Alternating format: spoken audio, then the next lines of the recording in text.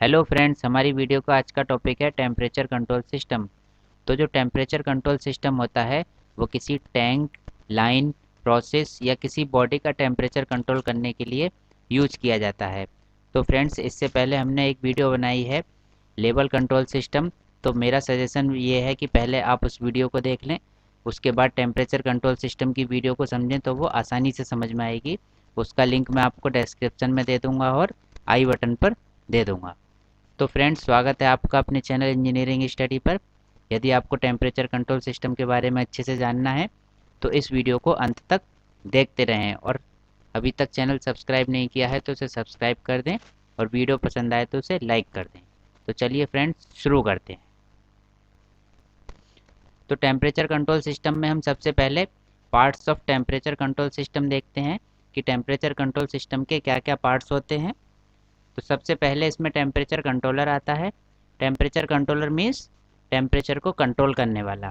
तो उसमें PLC DCS का यूज होता है या पीआईडी कंट्रोलर का यूज होता है।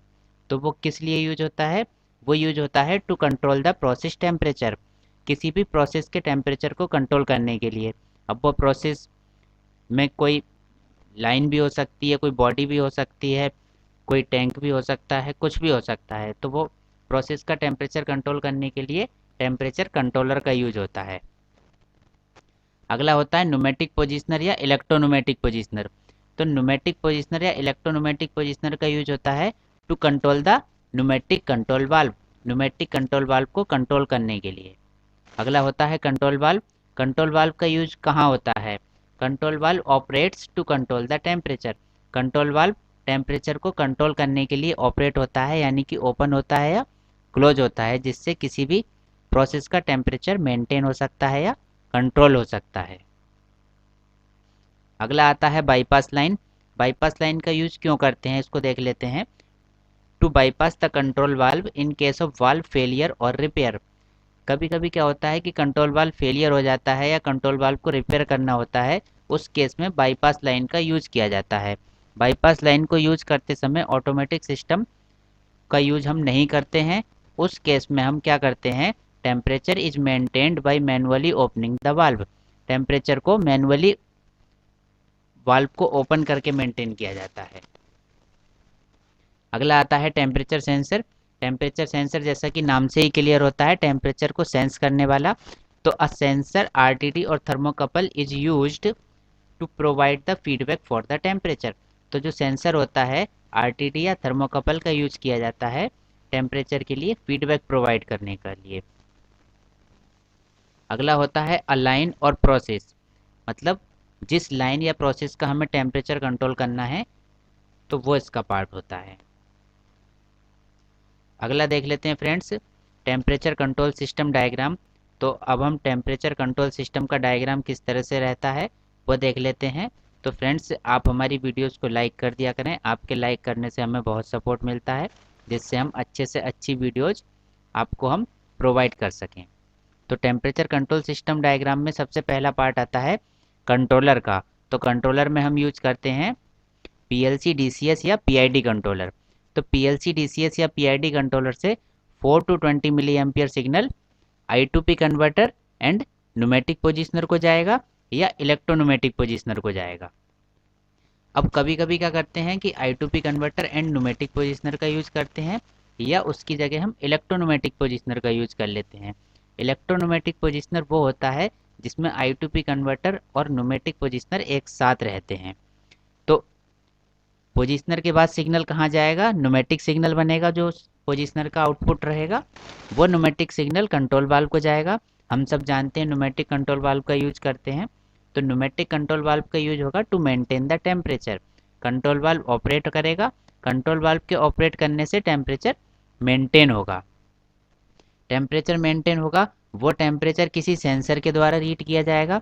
वो सेंसर का यूज करते हैं हम आरटीडी या थर्मोकपल। तो आरटीडी या थर्मोकपल के द्वारा वो टेम्परेचर रीड किया जाएगा।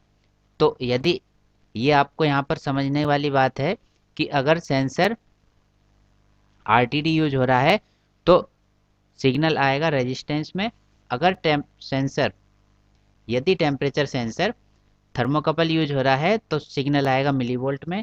और कभी कभी ऐसा होता है कि आरटीडी और थर्मोकपल के बाद सिग्नल हम टेम्परेचर ट्रांसमीटर में ले लेते हैं, तो उस केस में टेम्परेचर ट्रांसमीटर से 4 to 20 मिली एम्पियर सिग्नल आएगा और वो वापस भेज दिया जाएगा पीएलसी डीसीएस या पीआईडी कंट्रोलर को, जिस कंट्रोलर से हम कंट्रोल कर रहे हैं। एज ए फीडबैक उसको दे दिया जाएगा कि कितना टेम्परेचर इस समय चल रहा है।